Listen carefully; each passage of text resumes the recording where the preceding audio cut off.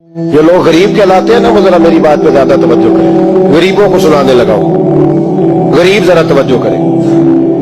غسان کے بادشاہ نے اسلام قبول کر لیا اور اسلام قبول کرتے ہی وہ آئے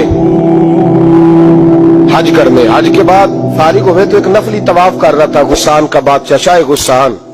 آج تو خانہ کعبہ میں بھی وی آئی پی پروٹوکول ملتا ہے، آج تو مسجد نبی میں بھی وی آئی پی پروٹوکول ہوتا ہے، یہاں آ کے بھی، یہاں بھی اور دیکھتے صحیح تجھ کھڑا کہاں ہے، طواف کعبہ ہو رہا ہے اور غسان کے بادشاہ نے جبہ پہنا ہوا ہے باریک اور لمبا، وہ طواف کعبہ کر رہا تھا تو ایک غریب آدمی کا پیر اس کے جبے پہ آ گیا۔ جب پیر آیا تو اس نے پلٹ کے غریب کے منہ پہ تھپڑ مارا۔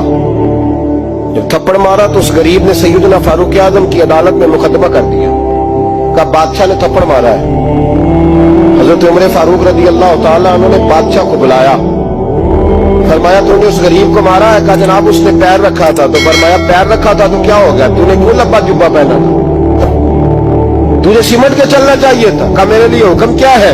حضرت عمر کہنے لگے یہاں اسے رات میں راضی کر لے، ورنہ صبح اسی جگہ اسی کونے میں خانہ کعبہ کے سائے میں وہ غریب تیرے منہ پہ تھپڑ مارے گا اور تجھے تھپڑ کھانا پڑے گا۔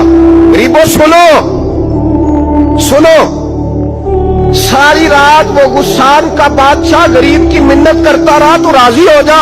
جتنے غریب تن ہیں لباسوں سے دور دور، اتنی ہی چادریں میں مزاروں سے چھین لوں، اور جتنے غریب گھر ہیں اجالوں سے دور دور، اتنی ہی روشنی میں ستاروں سے چھین لوں۔ اتنی تو ہمتیں ہو میری کم سے کم بلند کہ شاہوں کے تاج فخر اشاروں سے چھین لوں۔ تمہاری زیادتی ہے، تم نے ظلم پروان چڑھایا ہے۔ جب تم چودھری کے کہنے پر، ایم این اے کے کہنے پہ راضی ہو جاتے ہو، جب اسے کہا نا راضی ہو جا تو وہ غریب کہنے لگا میں راضی ہو جاؤں اور کل تو کسی اور کو بھی تھپڑ مارے۔ فرمایا جتنی تیرے پاس دولت ہے لا کے قدموں میں رکھ۔ ہم دولتوں کی پرواہ اس لیے نہیں کرتے کہ ہم نے محمد عربی کا چہرہ دیکھا ہوا ہے، اب میری نگاہوں میں جچتا نہیں کوئی، اس لیے کہ جیسے میرے محبوب ہے ویسا نہیں۔ ساری رات مناتا رہا۔ حضرت عمر سے کہنے لگا وہ نہیں مانتا، تو جناب عمر کہنے لگے پھر تیاری کر لیں، ہم بادشاہ نہیں دیکھیں گے، دولت نہیں دیکھیں گے، ہم رسول اللہ کا دین دیکھیں گے، ہم نبی پاک کا نظام دیکھیں گے۔ وہ بادشاہ رات کو دوڑ گیا، بھاگ گیا، جا کے عیسائی ہو گیا۔